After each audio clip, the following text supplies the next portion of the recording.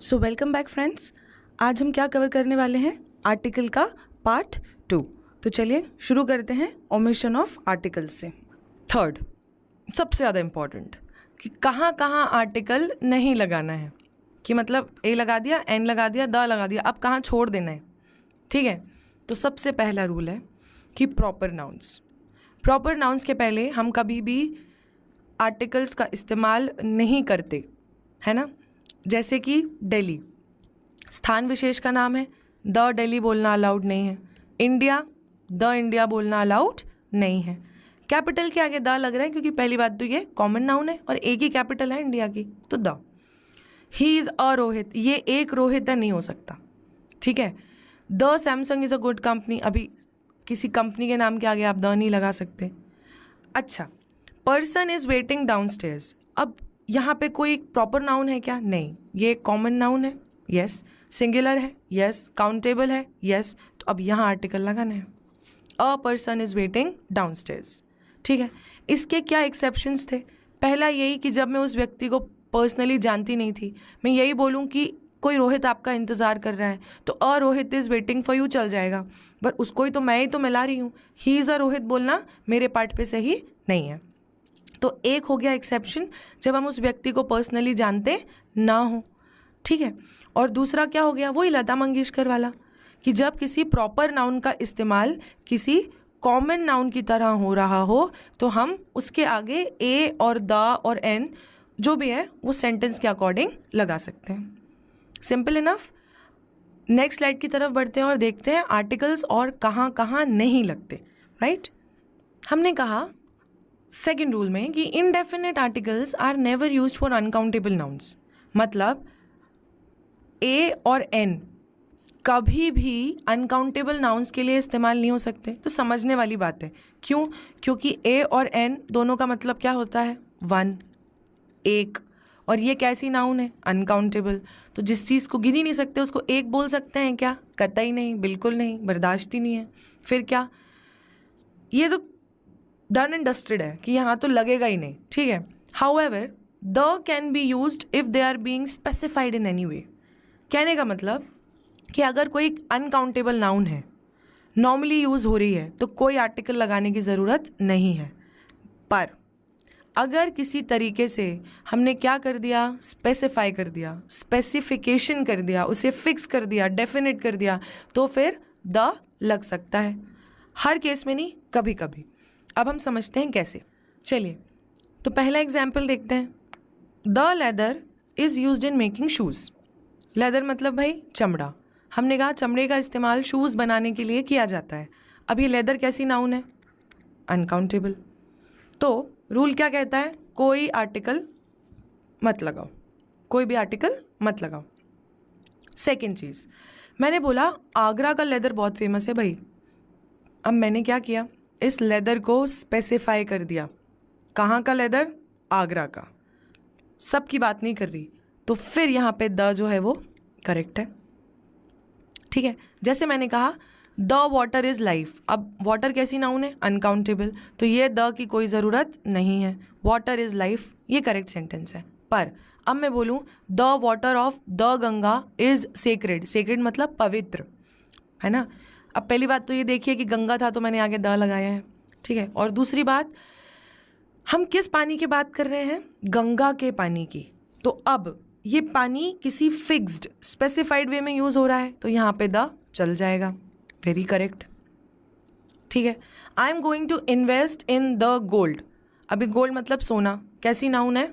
Uncountable noun है, the लगाने की कोई ज़रूरत नहीं है।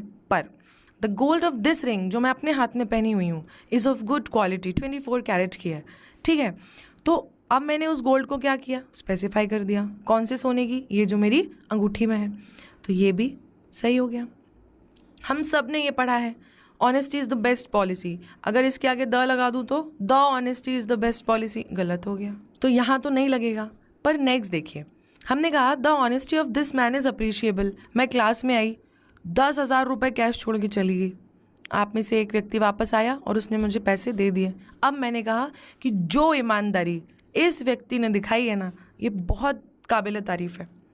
तो अब मैंने क्या किया, ऑनेस्टी को क्या कर दिया, स्पेसिफाई कर दिया, तो यहाँ पे द चल गया। तो हमारा रूल कहता है कि अनकाउंटेबल नाउन्स के साथ नॉर्मली कोई भी आर्टिकल नहीं लगाया जाता, जिसमें ए और एन तो लगाए नहीं जा सकते क्योंकि वो उनका तो मतलब ही एक है और ये अनकाउंटेबल नाउन्स हैं। पर द लगाया जा सकता है अगर वो अनकाउंटेबल नाउन किसी भी तरीके से स्पेसिफाई या फिक्स की गई हो। आई होप ये आपको समझ में आया हो। This is a very important rule, है ना। जितने चाहो इतने स्टार बना लेना अपनी तरफ से, ठीक। तो चलिए आगे बढ़ते हैं। Before the names of languages, मतलब जो भाषाओं के नाम होते हैं ना, उनके पहले हम कभी भी आर्टिकल का प्रयोग नहीं करते। ऐसा क्यों? क्योंकि देखिए, ये चाइनीज़ फोर्सेस हैं, मतलब आर्मी वाली, है ना, और आई लर्न द चाइनीज़, तो दोनों को मैं चाइनीज़ बोल रही हूँ, मतलब भाषा का नाम भी वही है और नेशनैलिटी का नाम भी वही है। तो उन्होंने सिंपल एक रूल बना दिया कि जहाँ तुम्हें नेशनैलिटी दिखे, मतलब जहाँ पे तुम्हें किसी की नागरिकता के बारे में बात करनी हो, वहाँ तुम क्या लगा दो, द। और जब लैंग्वेज की बात आए तो कभी मत लगाना क्या, द। कन्फ्यूजन ही हटाओ। जैसे हमने कहा द चाइनीज़ फोर्सेस अटैक्ड अस, तो मतलब फोर्सेस का क्या मतलब, आर्मी, है ना, सेना वहाँ की। तो यहाँ पे तो दा लगा, क्यों? क्योंकि ये चाइनीज़ चाइना के लोगों की फोर्सेस है ना, नेशनैलिटी है, तो दा लगा। पर मैंने बोला मैंने चाइनीज़ लैंग्वेज सीख ली, आई लर्नड द चाइनीज़, तो ये गलत हो गया। आपको क्या बोलना है, आई लर्नड चाइनीज़, सिंपल। तो नेशनैलिटी के आगे द लगाओ, लैंग्वेज के आगे मत लगाओ। पर जब मैंने एक बार लैंग्वेज के नाम के बाद लैंग्वेज वर्ड यूज़ कर लिया तो फिर तो कोई कन्फ्यूजन का स्कोप ही नहीं है। और अगर लैंग्वेज आया तो फिर द भी आएगा। कहने का क्या मतलब, द इंग्लिश गलत है पर द इंग्लिश लैंग्वेज सही है। द इंग्लिश कब गलत है, जब हम किसके बारे में बात कर रहे हैं, भाषा के बारे में। अदरवाइज द इंग्लिश का मतलब हो जाएगा अंग्रेज़, है ना, अंग्रेज़ों की बात करूँगी मैं जो इंग्लैंड में रहते हैं, इंग्लिश पीपल। आई होप ये क्लियर हो गया हो, ये बहुत इंपॉर्टेंट है, इसको भी याद रखिएगा, ठीक है।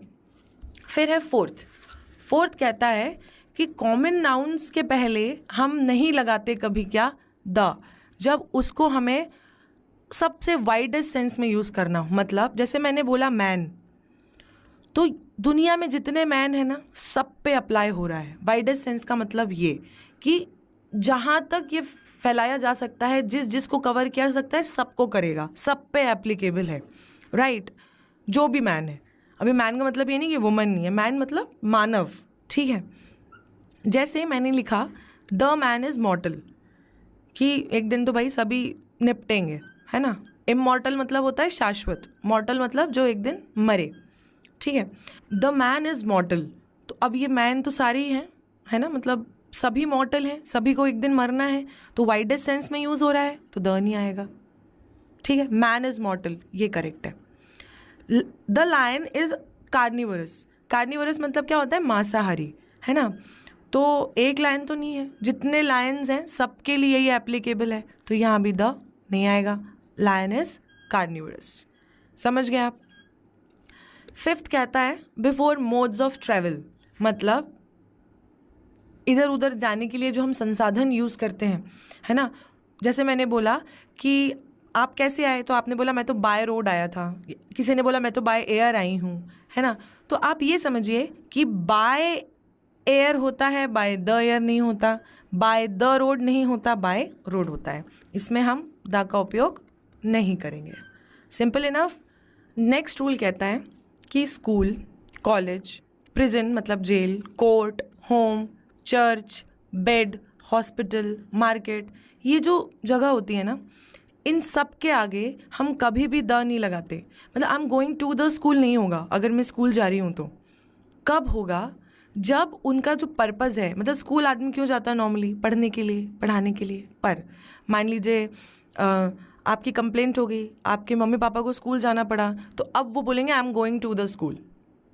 जैसे कॉलेज, आप पढ़ने जा रहे हैं तो I am going to college, but आप कोई सर्वे करने के लिए कॉलेज में चले गए तो वो क्या हो जाएगा, द कॉलेज। आप जेल में बंद हो तो he has been sent to prison, the नहीं, बट आप समाज सुधारक हो, है ना, आप कोई हो जो वहाँ पे इवेंट कंडक्ट करा रहा है, तो अब क्या हो जाएगा, I am going to the prison, I have some work. आई बात समझ में? जैसे लिखा है मैंने, he went to prison for his dishonest deeds, उसने जो भी बेईमानी का काम किया था उसे जेल जाना पड़ा, करेक्ट। द नहीं आएगा, पर she went to the prison for inspection, अब ये सही है, वो किसके लिए गई थी? इंस्पेक्शन के लिए। तो यूजुअल वन जो मतलब है उसका, नॉर्मली जो हम यूज़ करते हैं उसके लिए, उसका जो पर्पज़ है अगर वो डिफरेंट है तो द लगेगा। जैसे I went to bed early, I go to bed early, जो भी, मैं जल्दी सो जाती हूँ या मैं जल्दी सो गई थी, तो बेड सोने के लिए जाते हैं हम, करेक्ट। पर घर में कोई चोर घुस आया, उसके पीछे आप भाग रहे हो, वो बेड की तरफ भागा, the suspect went to the bed, अभी सोने थोड़ी गया था, छुप रहा है, जो भी, यूजुअल जो पर्पस है उससे डिफरेंट, ठीक है। तो ये सारे वर्ड्स हैं, हॉस्पिटल, मार्केट, है ना। आप याद रखिएगा, अगर जिन चीज़ों के लिए ये जाने जाते हैं वही करने जा रहे हैं तो ठीक है, कुछ डिफरेंट है तो क्या लगा दो? The, simple. 7th कहता है कि रेगुलर मील्स जो होता है ना, मील्स मतलब क्या होता है? खाना, भोजन, except when there is an adjective. इसका क्या मतलब है भैया? ब्रेकफास्ट, लंच, डिनर, अंडरस्टैंड, ये हमारे रेगुलर मील्स हैं। तो अगर मैं बोल रही हूँ the breakfast is the most important meal of the day, गलत हो गया। क्यों? क्योंकि ब्रेकफास्ट के आगे द लगाना अलाउड नहीं है। पर मैं किसी फिक्स, डेफिनेट, स्पेसिफाइड ब्रेकफास्ट की बात कर रही हूँ, उस दिन जो खाया था ना, बहुत ही सही ब्रेकफास्ट था, डिलिशियस, तो the breakfast was very delicious, ये भी चल गया। और दूसरा, a good breakfast is very important. अभी ये क्यों चला? क्योंकि ब्रेकफास्ट के पहले मैंने एक एडजेक्टिव का यूज़ किया था। अगर मैं द लंच बोलूँ तो नहीं चलेगा, पर द डिलेड लंच, कि देरी से आया हुआ लंच, अब सही है, क्योंकि एक एडजेक्टिव का इस्तेमाल कर लिया मैंने। तो कभी भी मील्स के पहले हम द नहीं लगाते, पर अगर उसके पहले कोई एडजेक्टिव लगा हो तो फिर द लगाना पड़ता है, सिंपल। 8th रूल, और नेक्स्ट स्लाइड की तरफ चलते हैं। और ये है हमारा इस सेक्शन का सबसे लास्ट रूल, जो कि बहुत इम्पॉर्टेंट भी है, तो याद रखिएगा इसको। और इसके बाद हम कुछ क्वेश्चंस देखेंगे प्रीवियस ईयर्स के, राइट। तो व्हेन 2 और more nouns refer to the same person और थिंग, मतलब जब 2 नाउन्स एक ही आदमी के लिए इस्तेमाल की जा रही हों, 1 person, the article should be used only for the first noun. मतलब अगर 2 नाउन हैं और एक ही पर्सन के लिए लगाई गई हैं तो हम एक ही बार आर्टिकल यूज़ करेंगे। 2 नाउन्स हैं, 2 अलग अलग पर्सन्स के लिए लगाई गई हैं, तो अब हमें 2 अलग अलग आर्टिकल यूज़ करने पड़ेंगे। इसका क्या मतलब है? अच्छा, यही हमने एडजेक्टिव में देखा था, सेम रूल है ना, बस वहाँ हमने एडजेक्टिव के पर्सपेक्टिव से पढ़ा था, यहाँ पे नाउन और एडजेक्टिव दोनों समझ लेते हैं। जैसे कि देखिए, पहला एग्जाम्पल देखते हैं। अगर मैंने कहा the principal and the teacher, इसको ना, ये जो 4 लाइन लिखी हुई है ना, इसको मैं एक सिंपल बात में बताती हूँ कि जितने आर्टिकल उतने लोग, या जितने लोग उतने आर्टिकल। मतलब अगर 2 बार आर्टिकल हैं मतलब 2 लोग हैं, और उल्टा भी, अगर 2 लोग हैं तो 2 बार आर्टिकल लगाओ, नहीं तो एक से ही काम चलेगा। समझ रहे हो? अगर आपके प्रिंसिपल और टीचर एक ही व्यक्ति हैं, प्रिंसिपल सर आपके आके कुछ क्लास लेते हैं, 1-2 लेक्चर्स, तो हम 2 बार नहीं लगाएंगे, right. The principal and teacher होगा, हैव नहीं होगा, हैज़ होगा, क्योंकि एक ही व्यक्ति है। पर अगर प्रिंसिपल और टीचर अलग अलग हैं तो ये द भी लगेगा, ये द भी लगेगा, और फिर हैज़ की जगह क्या लगेगा? हैव। Simple enough. सेकेंड है I have a black and white cat. मतलब यहाँ पे कितनी बार आर्टिकल लगाया मैंने? एक। डिफरेंस समझिएगा इन दोनों सेंटेंसेस में। हाँ, अगर मैंने कहा I have a black and white cat, मतलब मेरे पास एक कैट है जो ब्लैक भी है और वाइट भी है, क्योंकि जितने आर्टिकल उतने लोग। उल्टा भी चलेगा, वो भी समझेंगे, ठीक है। एक ही कैट है जो ब्लैक भी है, वाइट भी है, और इस एग्जाम्पल में मैंने कहा I have a black and a white cat. इसका मतलब है एक ब्लैक है और एक वाइट है। टोटल कितनी कैट्स हैं? 2। समझ में आया? जैसे मैंने लिखा she is both a talented manager and a proud mom. अब शी के लिए मैंने दोनों चीज़ें इस्तेमाल की हैं, मैनेजर और mom. Talented manager, proud mom, तो जितने लोग उतने आर्टिकल।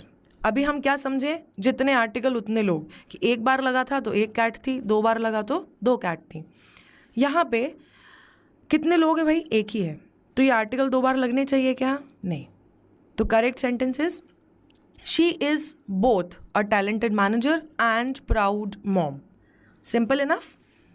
5th वाला देखिए, the inner and outer walls of this container are made of different materials. इसमें कुछ गलत है क्या, मैं कह रही हूँ इनर और आउटर वॉल जो है कंटेनर की वो अलग अलग मटेरियल से बनी हुई हैं। अब मुझे बताइए, इसमें इतने हिंट्स हैं ना, पहली तो वॉल्स लिखा है, मतलब कितनी वॉल्स हैं, 2। आर लिखा है, मतलब कितनी वॉल्स हैं, 2। और आर्टिकल कितनी बार लगा है, 1। तो सेंटेंस कैसा हो गया, गलत।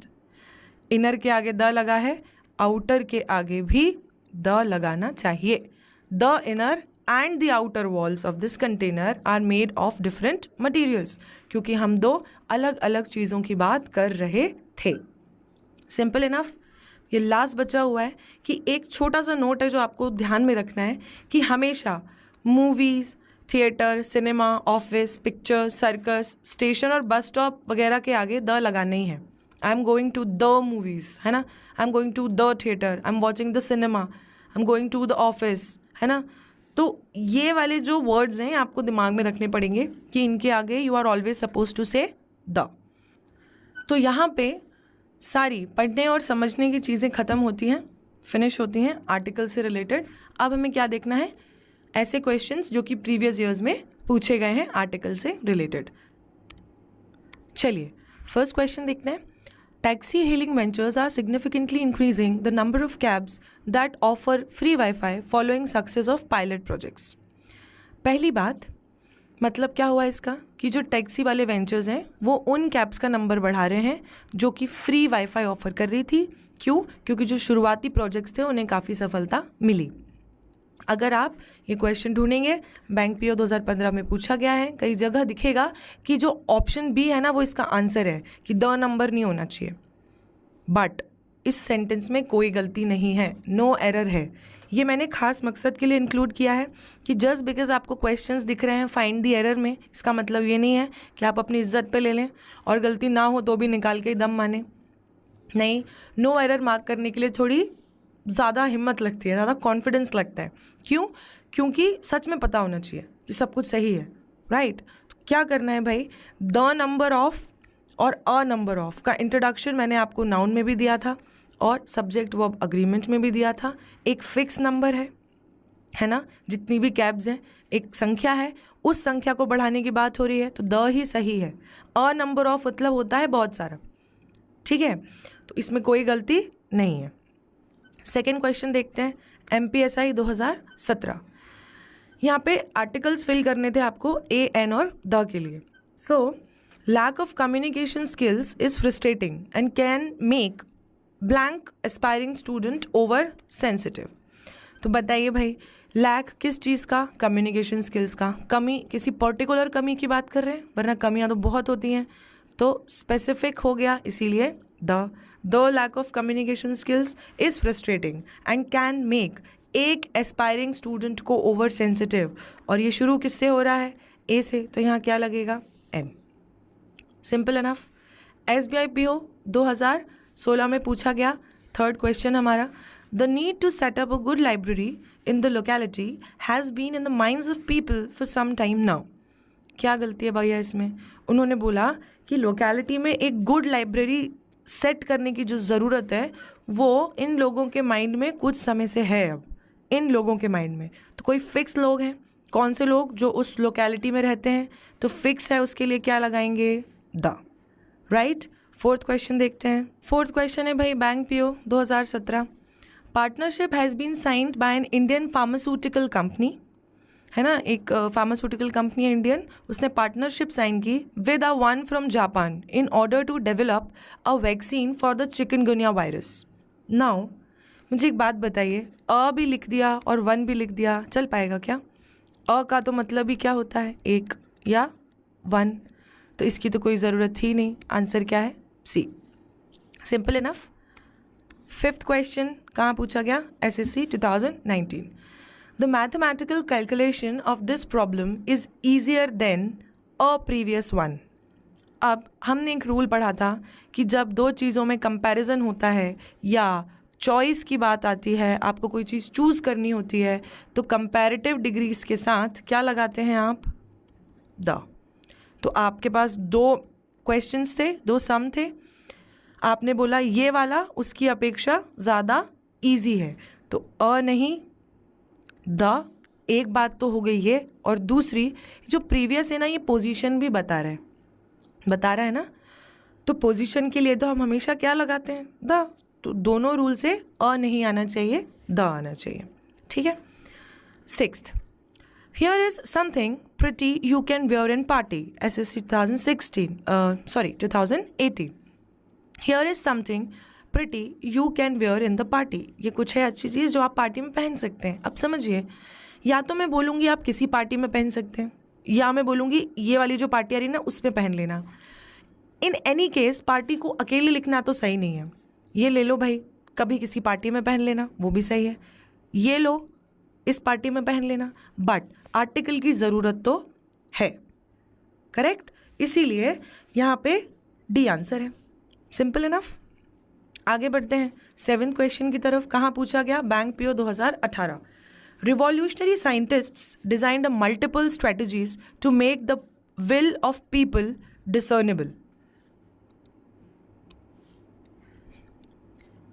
अच्छा, मुझे बताइए, हमने अभी एक रूल पढ़ा कि जब भी कोई अनकाउंटेबल नाउन होती है तो उसके आगे कोई आर्टिकल लगता है क्या? नहीं। कब तक नहीं लगता? जब तक ये अनकाउंटेबल नाउन किसी तरीके से क्या ना हो जाए, फिक्स ना हो जाए या स्पेसिफाई ना हो जाए। राइट। अब मुझे बताइए, ये द लिखा हुआ है और ये विल लिखा हुआ है। विल मतलब इच्छा लोगों की होगी, राइट। और किसी खास लोग की बात भी नहीं कर रहे, पीपल इन जनरल बात कर रहे हैं, तो इस विल के आगे इस द का कोई सेंस नहीं है। अनकाउंटेबल नाउन के आगे किसी आर्टिकल का यूज़ तब तक नहीं किया जाता जब तक वो किसी तरीके से स्पेसिफाइड हो। अगर स्पेसिफाइड है तो क्या लगेगा? द। तो यहाँ पे ज़रूरत नहीं है, तो आंसर क्या है इसका? सी। करेक्ट। अगले स्लाइड की तरफ बढ़ते हैं। तो देखिए next question, if a man diligently seeks to come in to contact with the best that has been thought and said in this world, he will become simple and selfish. कहाँ पूछा गया? Bank PO 2017। और ये ना पढ़ते हुए समझ, अच्छा देखिए, बड़े बड़े वर्ड्स लिख देने से, लंबे लंबे सेंटेंसेस बना देने से या सेंटेंस को कॉम्प्लिकेट कर देने से एरर्स के उसमें कोई चेंज नहीं आता। एरर्स वही होते हैं, सिंपल रूल्स पे बेस्ड। तो अभी मुझे बताइए कि कॉन्टैक्ट के आगे द लगाने की क्या ज़रूरत है? कुछ है क्या? किसी तरीके से स्पेसिफाई है क्या? कॉन्टैक्ट में आए, बस ऐसे कॉन्टैक्ट में आए, वैसे कॉन्टैक्ट में आए, कुछ होता तो द समझ आता। बट हमेशा हम क्या बोलते हैं? He came in to contact, right. द नहीं लगता, तो यहाँ पे आंसर क्या है? अ। Simple enough.